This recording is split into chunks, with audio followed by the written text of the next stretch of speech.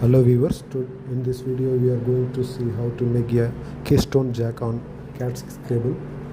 First remove the sleeve and separate the cables.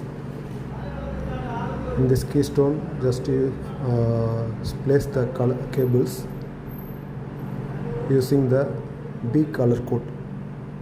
After placing the cable using the stripper, I am going to use the stripper. It's a convenient tool for punching the keystones. After placing the pairs on the color, just using the stripper, just punch it properly. After punching all, just cut it the excess cables and cover it with